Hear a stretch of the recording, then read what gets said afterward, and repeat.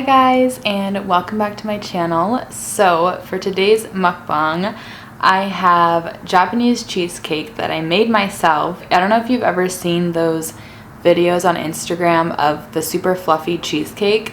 That's Japanese cheesecake, or I think it's also called cotton cheesecake. So I made that at home, and I'm nervous to try it but also excited at the same time. To complement the Japanese theme, I also got sushi. So remember last time I didn't remember what rolls were what, and a couple people got mad at me. So this time I've organized them by roll so I know for sure what they are. So I'm just gonna read them off really fast. Right here is the spicy tuna tempura roll, which is lightly battered tempura spicy tuna roll. Then right here is the baked salmon roll with cream cheese, crab stick, avocado, and baked salmon on top. Then this one is the Vegas roll, which is spicy tuna and deep fried eel on top of a California roll. And then this one is the heart attack roll, which is a deep fried roll with spicy tuna, cream cheese, jalapeno, and avocado.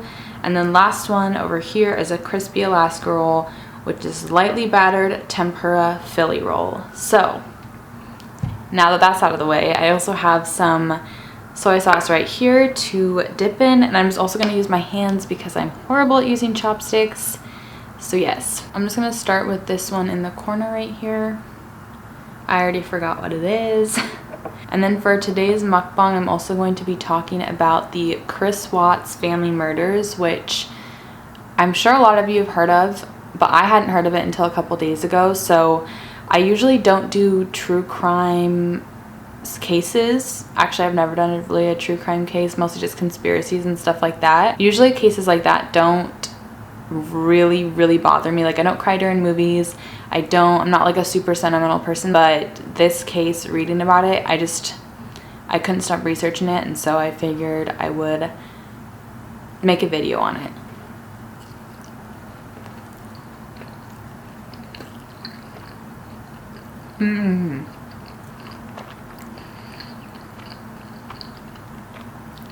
You can for sure taste the cream cheese.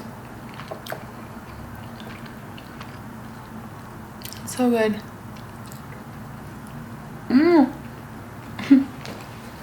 I already messed up my sleeves, so I'm just gonna roll them up.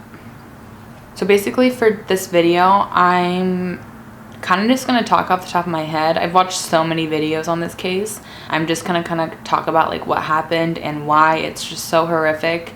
And yeah, it involves children and death of an entire family. Just warning you now that it's very sad.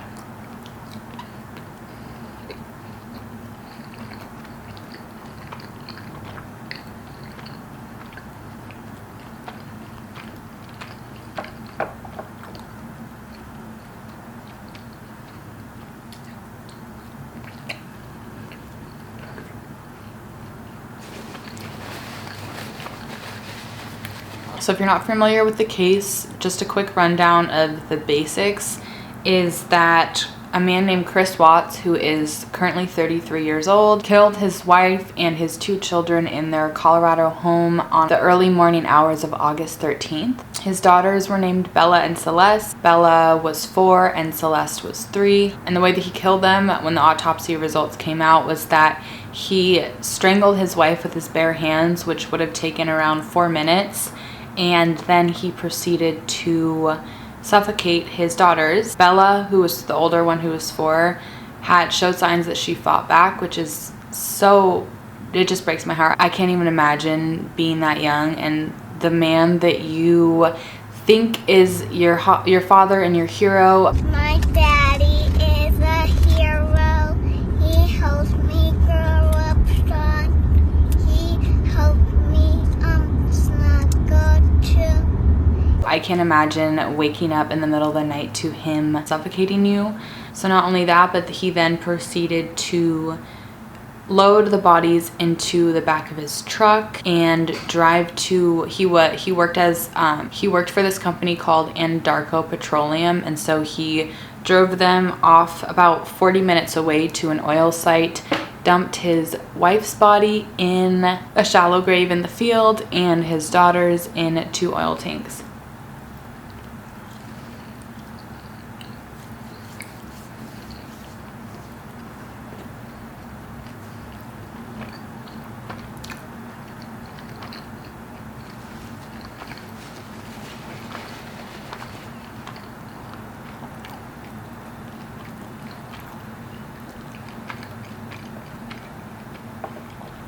This one's definitely a little bit spicy, but in a good way.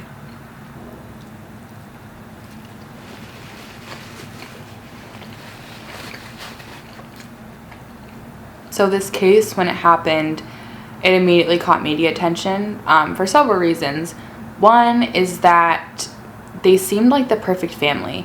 His wife was actually 15 weeks pregnant at the time that he murdered her with a baby boy. And on Facebook, she was very, very active. Her job, so he worked for Endarco Petroleum. Her job was to sell these little patch things that give you energy, I think, through this company called Lavelle. So she was basically selling health supplements online. So she was online a lot, and that also meant that she documented her relationship and her family with her husband a lot on Facebook.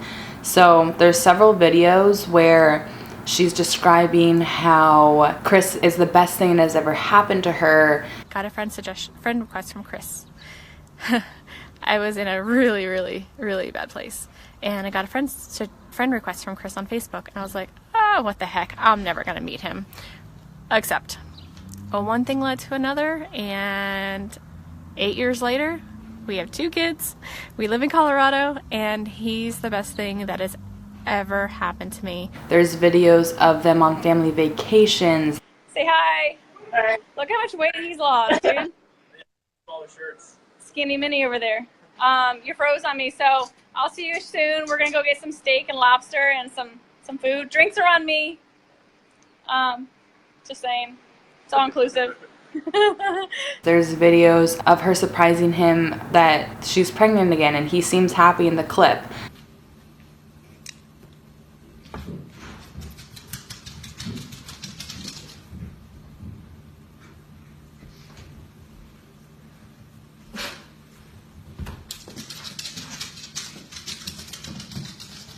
We did it again.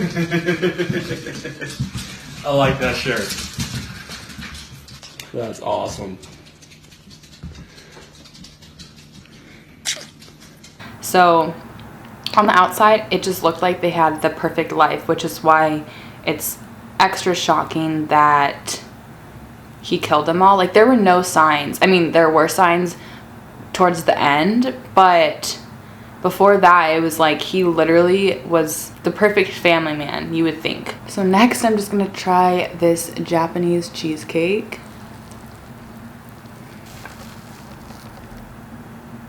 So I don't know if that'll focus correctly to show like how jiggly it is, and like it's supposed to be spongy.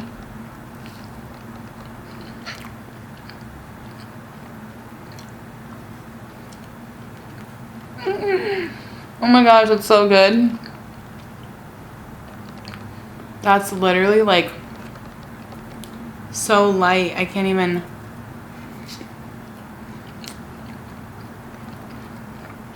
And then on top, I also made like this whipped cream cheese thing, and then just put raspberries on top of it. I'll post the recipe that I followed to make this in the description of my video.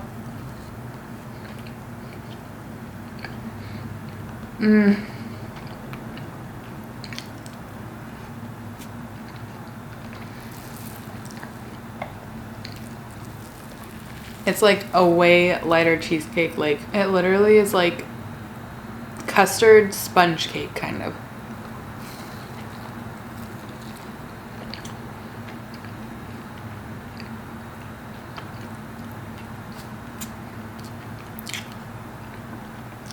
That is legit so bomb.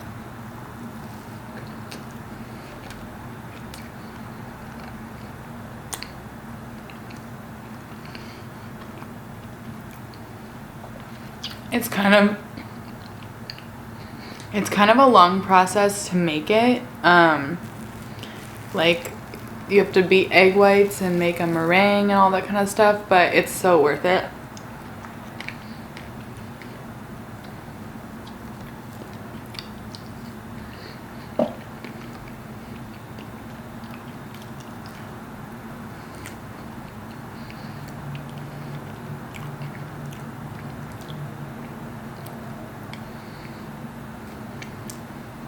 So anyway, this other reason why the murders were so highly covered and so many people were so interested in them is because all the footage was released to the public. There's a lot of footage. So the police officer who arrived on the scene was wearing a body cam.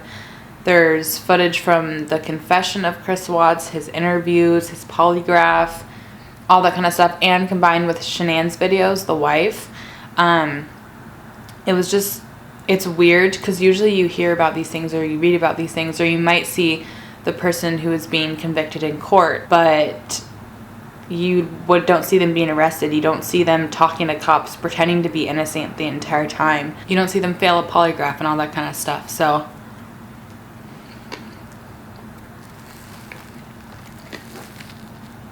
the night that Chris killed his entire family, his wife had been on a business trip with a friend named Nicole. And on the business trip, I believe it was just a work trip. They were only gone for a couple days. So they were supposed to get back into Colorado at about 11 o'clock, but their flight got delayed. And so Nicole ended up dropping off Shanann at her home at around 2 o'clock in the morning. And then that was the last time that Shanann was ever seen alive. So like I said, he strangled Shanann and suffocated his 2 baby girls. And then just went about his day. There's footage of him at a gas station. He went to work. He was searching lyrics to Metallica songs on his phone, just acting like everything was totally normal.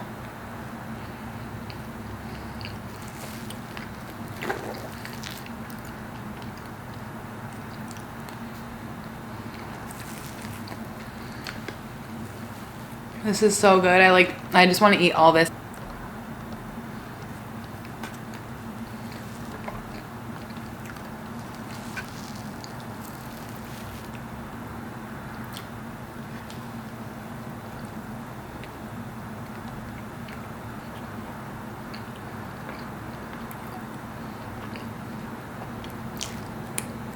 So after he went about his day, obviously, most people thought everything was normal. The person who realized that Shanann was missing was her friend Nicole, who had dropped her off the night before because Shanann had scheduled a doctor's appointment because she apparently on the trip that they took, she didn't really feel well. And I guess her unborn son had an irregular heartbeat. And so she scheduled a doctor's appointment for the morning that she was going to get back. So her friend was texting her, checking up, you know, how did the appointment go? Do you need help getting there? All that kind of stuff. And she didn't hear from Shanann all morning and into the beginning of the afternoon. And so knowing that Shanann wasn't feeling well, her friend was immediately worried and went to go check on her. And when she got to the house, she realized that Shanann's car was there with the baby seats inside. So obviously they hadn't gone anywhere.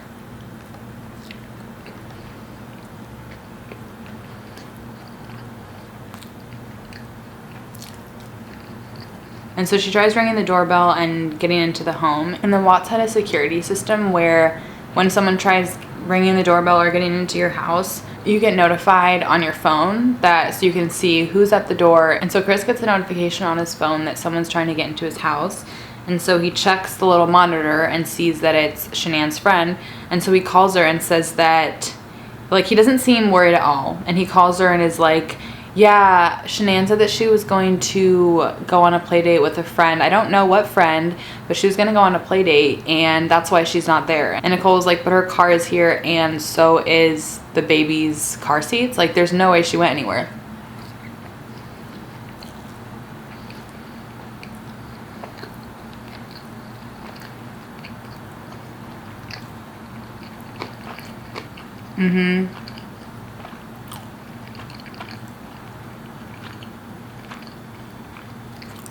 This one's super good too.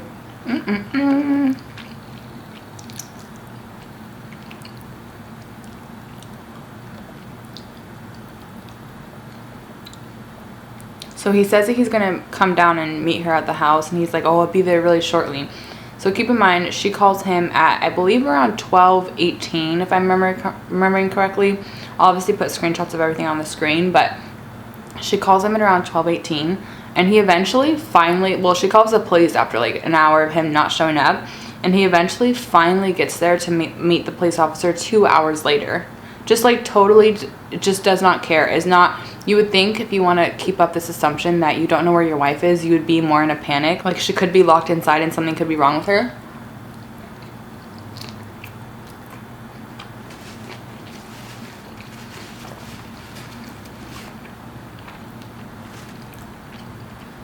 because she was apparently diabetic, and so that was her friend's first concern, was that she had collapsed inside and there was no way to get to her. And he just seems like, oh, like, she's totally fine. The car's there. She's on a play date. Like, what?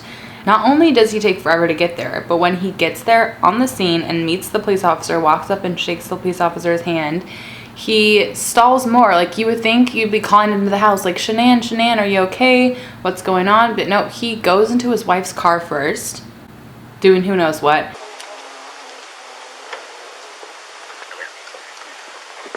Scott, how you doing? How's it going? So this is the only vehicle she would have? Only one that, yeah. She would drive? Okay.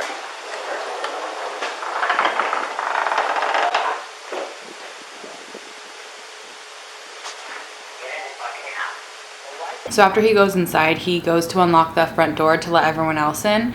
And it took him 1 minute and 15 seconds from getting into the garage door to the front door. So I don't know what he did in that time frame. Probably covered up something. That's me. Yeah. The neighbors went and checked his camera.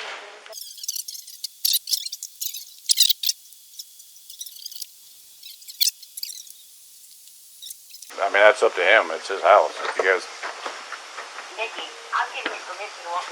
Probably realized that there was evidence he needed to hide and tried to hide it in as short amount of time as possible.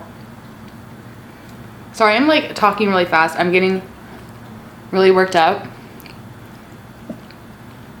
because this case is just so disgusting to me, and it's disgusting to watch him lie time and time and time again and swear that he had nothing to do with his family's disappearance. People knew that we were having marital issues.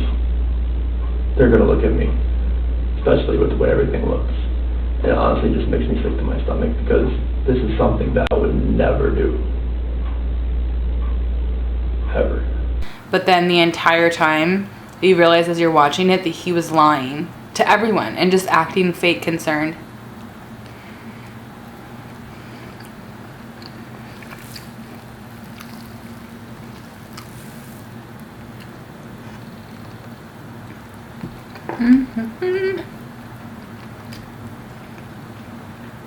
So when they all get inside, he begins to tell his side of what happened. And his first statement, or his statement to the officer, is that he and his wife, that he was in bed when his wife came home. Then they had an emotional discussion, whatever that means, before he left for work. And apparently the emotional discussion was about their marriage and the fact that they might be separating and blah, blah, blah. And so because of this emotional discussion, his account of where she probably was that she was like cooling off somewhere because she was upset.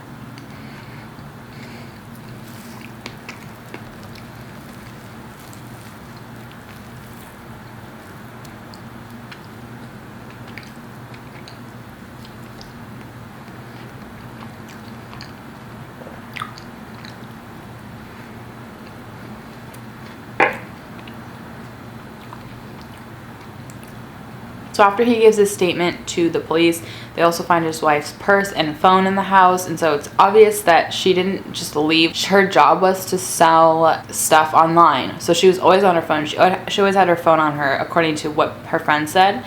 And so there's just no way she would have left her phone, her keys, her purse, and her car and the car seats at home and gone where, you know? And so after this, then the neighbor says, because he saw the police there, and so he asked what was going on. And so the neighbor says that he had security cameras that could catch any type of movement on the street. So if a car drives by, the security camera is motion detected and it will just pick it up and record it. And so the neighbor comes over and is like, yeah, I just rewatched my security footage and nobody left the entire day. The only footage I have before Nicole showed up was that Chris was leaving at around 5 in the morning. And so they all go over to the neighbor's house to watch the footage of Chris leaving in the morning. And it's just crazy to think, while they're watching this footage, like, he's literally not even a couple hours later after it happened, he's watching himself cover up his wife's murder.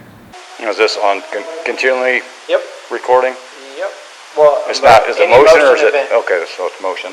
Any motion event that happens, I get cars driving from this street, And this is him at 517. and his daughter's murder. And it's just crazy to think that he's in a room with these people pretending to be innocent, and he's literally watching himself put his daughter's and his wife's bodies in the back of his truck.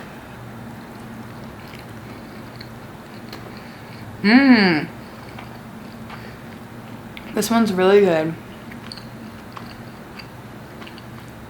I think I know for sure this was the baked salmon one because it looked different from all the other ones.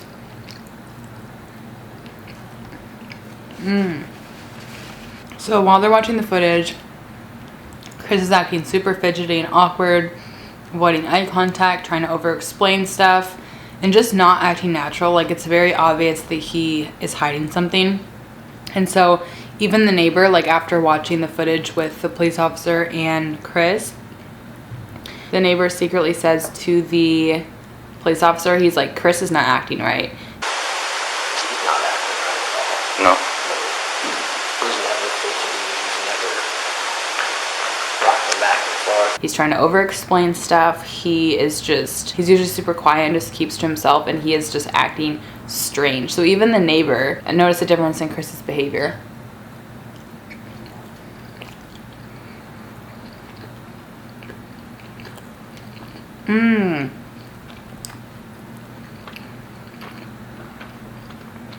This is a spicy tuna tempura. So good. I got it from this place called Sushi Kanpai. Kanpai. It's really good.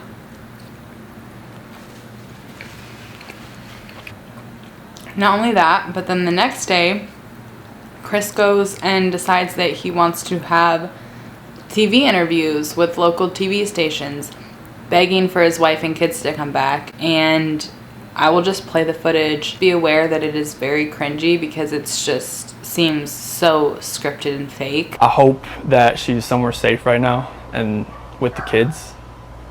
But I mean, could she just taken off? I don't know. But if somebody has her and they're not safe, like, I want them back now. Like, that's what's in my head. Like, if they're safe right now, they're gonna come back. But if they're not safe right now, that's the not knowing part. Like, if they're not safe, last night I had every light in the house on. I was hoping that I would just ran over by the kids running in the door and just like barrel rushing me, but it didn't happen. And it was just a traumatic night trying to be here. I'm gonna ask some. Apparently, everyone started to catch on to the fact that he was obviously guilty in hiding something because he was then brought into questioning voluntarily.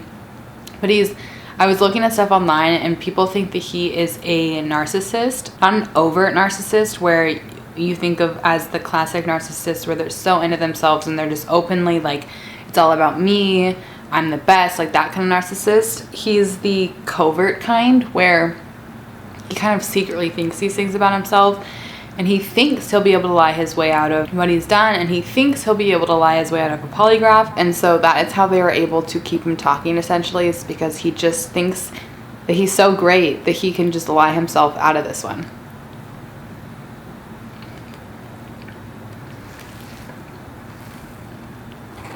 And that people will like actually believe the story that his wife just up and vanished because he wanted a divorce or a separation.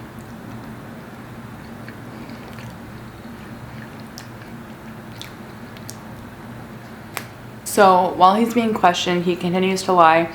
Says he has no idea about where his wife is. He's like, please, just this is an act of evil cruelty. Like, I just want them back. So then he agrees to take a polygraph, and he fails it. Like, he was asked 3 questions about essentially like, do you know where Shanann is? Do you have any idea about her disappearance, or were you involved in it? And he said no to all 3 questions, and he failed all 3.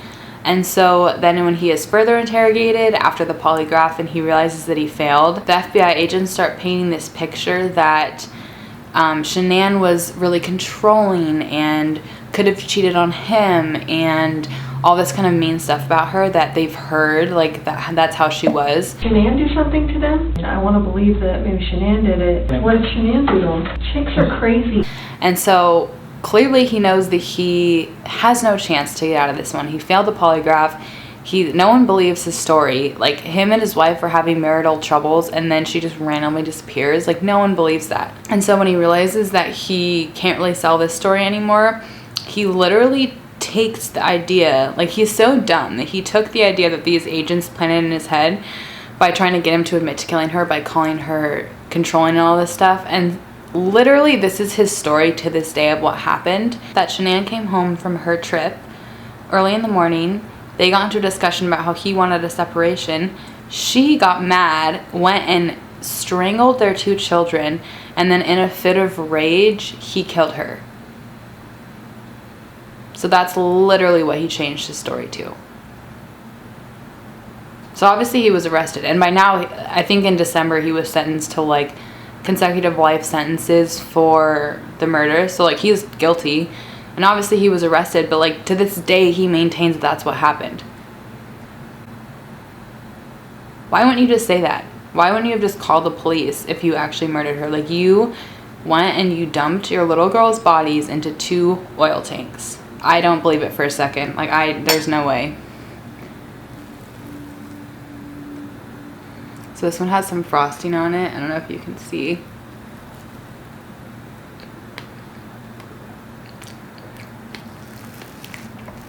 I am living for this cheesecake right now. It's legit so good.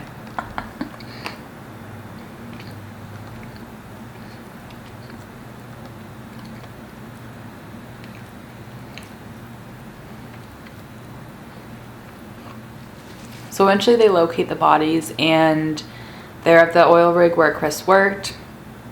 He had been there that morning, and that's where he dumped their bodies. When the officers had searched their home the first time, they saw that a bed sheet, one of them was in the garbage. The fitted sheet was missing, and then the flat sheet was in the garbage, and they found the fitted sheet in the field. So I'm assuming that's what he must have transported their bodies in. So the question that a lot of people have is, why would Chris Watts kill his family? What was his motive? What could the motive possibly be? They seem like the perfect family. And his motive is that he wanted to start a new life with a new woman. Yes, surprise, surprise, he was cheating on his wife with a woman who was his coworker. Her name is Nicole Kessinger. She is 30 years old, and their relationship started in June of 2018, and he murdered his family in August of 2018. So just a couple months after they met. And a lot of people think that Nicole Kessinger was somehow involved in the murder of his family, whether she planted the idea in his head, whether she told him to do it, whether or not she was an accomplice. A lot of people just think she was involved, and there is a lot of evidence for that. There's a lot of stuff that has been recovered from her phone and stuff from friends and coworkers that just makes her look really, really sketchy. I literally made a list on my notes of all the stuff that she did that was very sketchy, or the evidence against her, for at least somewhat being aware of what was going on before he killed his family. So first off, one creepy thing is that this woman searched Shanann Watts on Google in September of 2017. So almost a year before Shanann was murdered by her husband, his mistress had searched her on Google. So obviously her interest in Chris went way before June, when their affair first started. In initial emails, she literally said that she knew he was married. She said that out of respect for his family, they should just keep it professional and at work. And it's also really eerie because in the same email, she also foreshadowed kind of what was going to happen, because she weirdly spouts off into this statement where she says that she wants to build a beautiful life with someone, kind of like the one that he has with his family. And so that's exactly what he eventually tried to do. So even though she knew he was married, she initially obviously told law enforcement that she didn't find out about his wife until later, and that he told her that they were in the midst of a divorce, which they were not, because Shanann was only 15 weeks pregnant, which is around when the affair started. Literally, this man started cheating on his wife around the same time that his wife got pregnant. To add to the evidence that she was very aware that he was married, even though she lied and said that she had no idea, she searched Google for, quote, "man I'm having an affair with says he will leave his wife." Before she spoke to law enforcement, she deleted all texts that they had on her phone, even though eventually they were obviously recovered from, I don't know how they did this, but she deleted all texts of him, which is just sketchy. She spent 2 hours looking at wedding dresses on Google just 9 days before Christopher Watts killed his family. She also searched after the murders, do people hate Amber Frey, which is the woman who is notorious for having an affair with a man called Scott Peterson, who also murdered his wife. So they're in almost exactly the same situation, and she wants to know if people hate this woman, which that's just such a weird thing to search. I don't know about you guys, but if I found out that someone I was dating who I didn't know was married, who I didn't know had kids, who I didn't know all this stuff, and then he kills his family, I wouldn't be searching, do people hate Amber Frey? That wouldn't be my main concern. If I was innocent, I wouldn't care if people hated me. You know what I'm saying? Furthermore, Nicole also searched what Amber Frey's net worth was and how much she made off the book she released about her affair with Scott Peterson.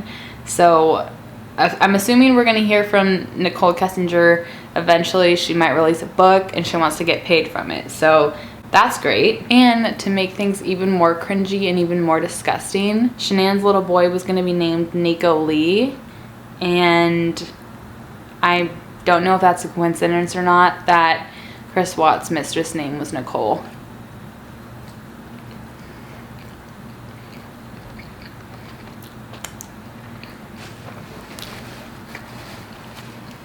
It seems like something that a narcissist would do, name his unborn child after his mistress. And another creepy detail that Nicole divulged was that whenever Chris and her would go on dates, so Shanann was actually in North Carolina, where her and Chris are originally from, for about 5 weeks in the summer to visit both of their families, and he couldn't go because he was held up by other work stuff. And so Shanann was in North Carolina by herself with the kids, and this whole time that she was in North Carolina, Chris was going on dates and stuff with his new girlfriend. And Nicole, his girlfriend, said that he would always pay with company cards while they were going somewhere because he didn't want his wife to trace it, obviously. Like if they were going out to dinner, it would be obvious if the bill was too high for one person. But on the Saturday before he killed Shanann, him and Nicole went out to dinner at this fancy restaurant, and he paid with his regular credit card, which she thought was weird because she thought it was kind of reckless of him to just like put it on the card and not worry about whether or not his wife was gonna see it. But it's actually not that weird if you think about it. If he knew that he was gonna kill his wife, he didn't care if she was gonna freak out about some credit card thing, you know, like she's already literally dead to him. And so at that point, I'm assuming he knew what he was gonna do, regardless of whether or not Nicole knew about it or not. He knew what he was gonna do, and that's why he didn't care about paying with a regular credit card at their dinner. So Shanann was definitely suspicious of Chris during this time, especially the time that she was on vacation in North Carolina visiting their families. There's multiple texts where she was texting friends, you know, like Chris has grown very distant.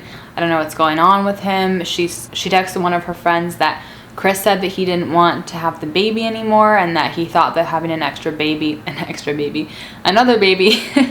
would fix their marriage, but it wasn't working, and blah, blah, blah. And she was texting her friends that he was refusing marriage counseling, blah, blah, blah. So she definitely thought that something was up, and she was definitely trying to save their marriage. She even bought him books on self-help and relationship counseling, which he eventually literally threw in the trash. So she was definitely concerned about their marriage on the weeks where she was on vacation, and then when she came back home for the short week before she then left again on her work trip. So the whole time she was trying to salvage their marriage, and he was just too busy having a mistress. There's literally, according to phone records, literally on one night where she tried to call him, I'm assuming to talk about their marriage, while he was talking to his wife on the phone, transferring naked pictures of his girlfriend from his camera roll to a secret calculator app on his phone, which I'm assuming like disguises pictures, which that is just some next level, like it is so shady. You looked into how to get this secret app. I won't even begin to know how to do that. You looked into how to get the secret app, and while you're on the phone with your wife, you're transferring naked pictures of your girlfriend into the app. So yeah, his wife was definitely sketched out and definitely thought something was going on.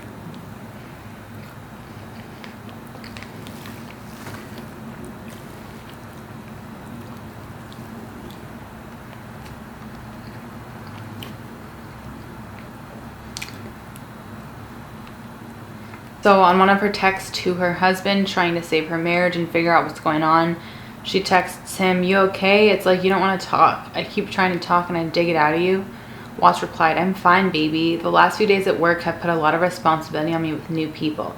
I didn't mean to seem short, boo. I love you to the moon and back." This is literally a month before he kills her. And then she replied and said, "I miss you and feel like you just want to work out and run." Watts claimed running helped clear his head. It's a way to free it all. Shanann didn't buy the excuse. She said, "I wish my husband wanted to talk to me."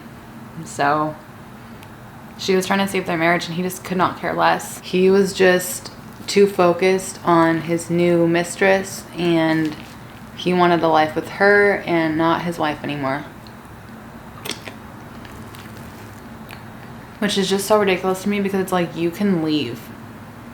No one is making you stay. You can get a divorce.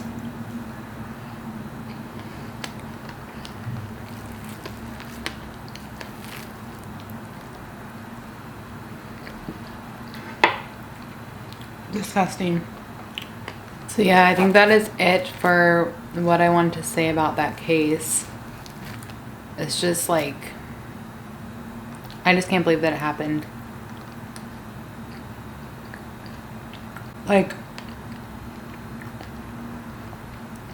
it's so crazy that someone who seems so seemingly normal and seems like they have a perfect life, like, you never know what's going on underneath the surface.